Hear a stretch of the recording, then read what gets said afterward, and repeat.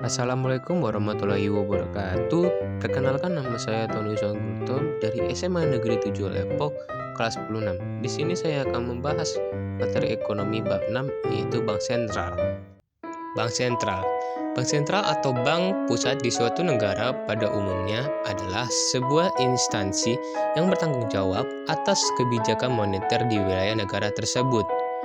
Bank sentral berusaha untuk menjaga stabilitas nilai mata uang, stabilitas sektor perbankan, dan sistem finansial secara keseluruhan. Fungsi bank sentral ada 3, yaitu memperlancar lalu lintas pembayaran. Untuk fungsi ini, BI menciptakan uang kartal serta menyelenggarakan clearing antar bank umum, memelihara cadangan kas bank umumnya. Hal ini termasuk dalam pinjakan bank sentral untuk menambah atau mengurangi jumlah uang kredit. Mengawasi Bank BI membentuk OJK sebagai lembaga pengawas sektor jasa keuangan atau bisa disebut LPSJK. Tugas Bank Indonesia. Bank Indonesia memiliki tujuan tunggal, yaitu mencapai dan memelihara kestabilan nilai rupiah. Kestabilan nilai rupiah ini mengandung 2 aspek, yaitu kestabilan nilai mata uang terhadap barang dan jasa, serta terhadap mata uang negara lain. Aspek pertama tercermin pada perkembangan laju inflasi, sementara itu aspek kedua tercermin pada perkembangan nilai tukar rupiah terhadap mata uang negara lain. Wewenang Bank Indonesia ada 2 aspek. Yang pertama, menetapkan sasaran-sasaran moneter dengan memperlihatkan sasaran laju inflasi. Yang kedua, melakukan pengadilan moneter dengan menggunakan cara-cara yang termasuk tetapi tidak terbatas pada A. Operasi pasar terbuka di pasar uang baik rupiah maupun valuta asing. B. Penetapan tingkat diskonto. C. Penetapan cadangan wajib minimum. Dan D. Pengaturan kredit atau pembayaran. Peran Bank BI dalam stabilitas sistem keuangan ada 3 aspek. Yang pertama, A. Pengertian stabilitas sistem keuangan. Stabilitas sistem keuangan merupakan keadaan di mana sistem keuangan nasional berjalan secara efektif dan efisien dan mampu bertahan dalam keadaan rentan, baik secara internal maupun secara eksternal. Yang kedua, pentingnya stabilitas sistem keuangan apabila sistem keuangan tidak stabil dan tidak berfungsi secara efisien. Pengalokasian dana tidak akan berjalan dengan baik sehingga dapat menghambat pertumbuhan ekonomi. Dan terakhir, peran Bank Indonesia dalam stabilitas sistem keuangan sebagai otoritas moneter, perbankan, dan sistem pembayaran. Tugas utama Bank Indonesia tidak saja menjaga stabilitas moneter, namun juga stabilitas sistem keuangan, perbankan, dan sistem pembayaran. Sistem pembayaran. Pengertian. Sistem pembayaran mencakup seperangkat aturan, lembaga, dan mekanisme yang digunakan untuk melaksanakan pemindahan dana guna memenuhi suatu kewajiban yang timbul dari suatu kegiatan ekonomi. Sistem pembayaran merupakan sistem yang berkaitan dengan pemindahan sejumlah nilai uang dari satu pihak ke pihak lain. Komponen yang membentuk sistem pembayaran ada 4 aspek, yaitu A. Alat pembayaran atau bisa disebut payment instrument. Setiap transaksi pembayaran memerlukan beberapa bentuk alat pembayaran yang memenuhi standar fisik hukum dan peraturan. Alat pembayaran dapat dikelompokkan atas alat-alat pembayaran tunai dan alat pembayaran non-tunai. Alat pembayaran tunai lebih banyak memakai uang kartal atau bisa disebut uang kertas dan logam. Uang kartal masih memainkan peran penting, khususnya untuk transaksi bernilai kecil. Sementara itu, alat pembayaran non-tunai memerlukan penggunaan satu atau lebih bank untuk menyelesaikan transaksi. B. Sistem pembayaran yang memproses berbagai instrumen pembayaran. Pinter Bank Phone Transfer System. Variasi cukup banyak dan tergantung pada alat pembayaran yang diprosesnya. Faktor penting yang mempengaruhi pengoperasian sistem transfer dana antar bank adalah penggunaan teknologi informasi.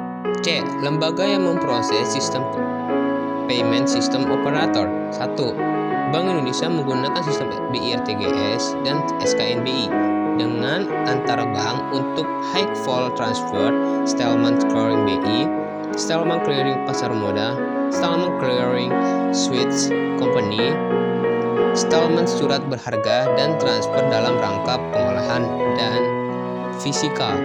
2. PT Konstitusional Central Efek Indonesia atau bisa disebut KCI menggunakan Central Depository and Book Entry Settlement System CBS. 3. Switch atau penyelenggara clearing alat pembayaran menggunakan kartu atau bisa disebut APMK.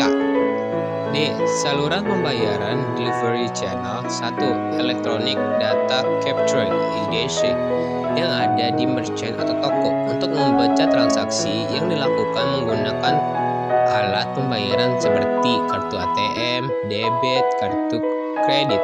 2. Teller input atau petugas teller di bank yang melakukan pengiriman dana atas dasar draft pemerintah atau transfer yang dibuat oleh pengirim dana. 3. Mesin ATM anjungan tunai mandiri mengganti teller yang dapat melanjutkan instruksi pengiriman dana. 4. Internet, mobile banking, dan phone banking. Peran sistem pembayaran dalam perekonomian ada 6 aspek. Yang pertama, menjamin kelancaran pasar sebagai tempat di mana transaksi terjadi. 2. Memungkinkan terjadinya spesialisasi pada produksi. 3. Membantu menentukan seberapa efisien transaksi dilakukan dan diselesaikan. 4. Mempengaruhi tingkat dan laju pertumbuhan ekonomi serta efisiensi pasar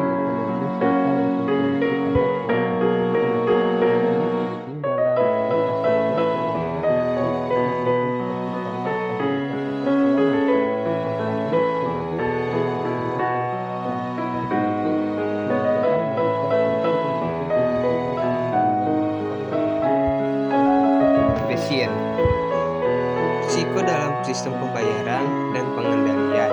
Selain risiko ini, masih banyak risiko yang lain akan dihadapi jika sistem pembayaran tidak dikendalikan dengan baik.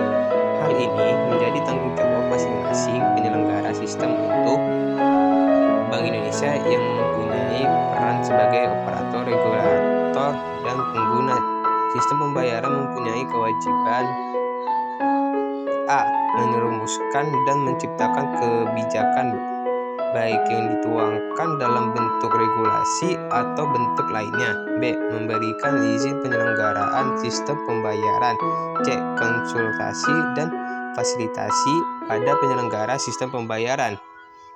Peran Bank Indonesia dalam sistem pembayaran. Sebagai otoritas moneter, perbankan, dan sistem pembayaran, tugas utama Bank Indonesia tidak saja menjadi stabilitas moneter, namun juga stabilitas sistem keuangan, perbankan, dan sistem pembayaran. Penyelenggara sistem pembayaran non-tunai oleh Bank Indonesia. Alat pembayaran non-tunai sudah berkembang dan lazim digunakan masyarakat. Hal ini menunjukkan bahwa jasa pembayaran non-tunai yang dilakukan bank maupun lembaga keuangan bukan bank, baik dalam proses pengiriman, penyelenggaraan clearing, maupun sistem penyelesaian akhir, sudah tersedia dan dapat berlangsung di Indonesia. Transaksi pembayaran non-tunai dengan nilai yang besar diselenggarakan Bank Indonesia melalui sistem BI-RTGS, bisa disebut Real Time Gross Settlement System Clearing. Sistem BI-RTGS memiliki sejumlah manfaat, yaitu 1. Meningkatkan kepastian penyelesaian akhir setiap transaksi pembayaran, yang berarti mengurangi risiko penyelesaian akhir. 2. Menjadi sarana transfer dana antar bank yang praktis, cepat, efisiensi, aman, dan handal. 3. Meningkatkan efektivitas pengelolaan dana baik bagi peserta maupun pihak otoritas moneter dan perbankan. 4. Menjadi informasi pendukung dalam menjalankan kegiatan operasi moneter dan sistem peringatan diri pengawas bank. Pengertian dan sejarah alat pembayaran tunai atau bisa disebut uang. Pengertian uang. Uang adalah benda yang digunakan masyarakat sebagai alat tukar barang dan jasa, juga aset berharga lainnya. Sesuai fungsi tersebut, uang adalah unsur terpenting dalam kegiatan ekonomi. Sejarah uang. Keberadaan uang pertama kali ditemukan oleh bangsa Lydia yang hidup di wilayah Turki. Uang tersebut terbuat dari campuran emas dan perak dan berbentuk seperti kacang polong.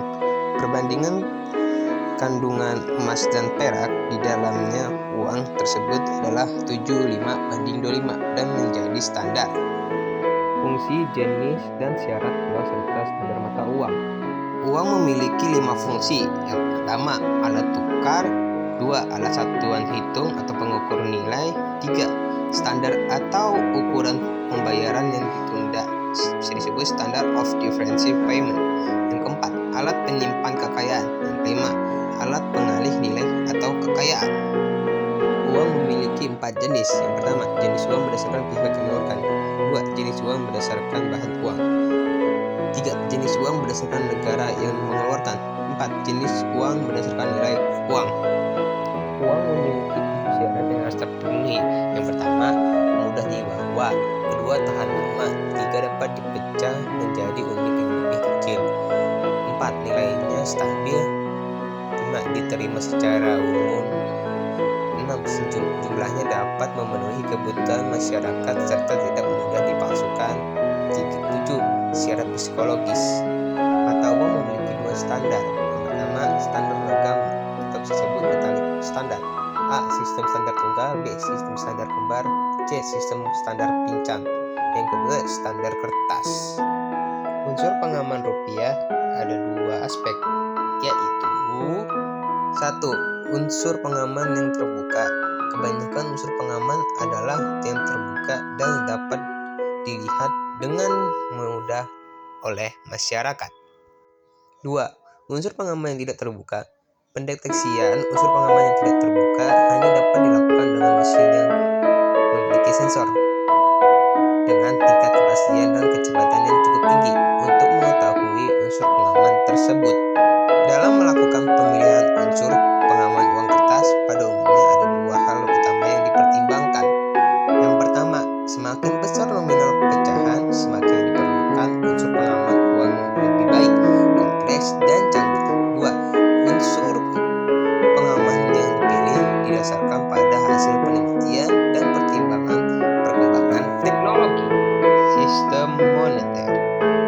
Ada 4 sistem standar plus yang tengah atau pernah dipakai oleh negara-negara dunia. Yang pertama, standar emas. Yang kedua, sistem plus tetap dan terkendali. Yang ketiga, sistem plus mengembang bebas. Yang keempat, sistem plus mengembang terkendali. Pengelolaan uang rupiah oleh Bank Indonesia. Salah satu tugas Bank Indonesia adalah mengatur dan menjaga kelancaran sistem pembayaran. Dalam rangka pelaksanaan tugas mengatur dan menjaga kelancaran sistem pembayaran, Bank Indonesia berwenang melakukan pengelolaan uang rupiah yang meliputi perencanaan, pencetakan, pengeluaran, pengedaran, pencabutan, penarikan, serta pemusnahan uang rupiah. Pengelolaan keuangan negara. Yang pertama, pengertian definisi keuangan negara berdasarkan pasal 1 ayat 1 Undang-Undang Nomor 17 Tahun 2003 tentang keuangan negara adalah sebuah hak dan kewajiban negara yang dapat dinilai dengan uang. 2. Presiden sebagai kepala pemerintah dan pemegang kekuasaan pengelolaan keuangan. Yang ketiga, hubungan pengelolaan keuangan negara dengan Dewan Perwakilan Rakyat, bisa disebut DPR. Yang keempat, peranan badan pemeriksa keuangan terhadap pengelolaan keuangan negara. Alat pembayaran non tunai. Yang pertama, pengertian alat pembayaran non tunai yaitu arus proses transaksi dan aliran pembayaran non tunai. Yang ketiga, jenis media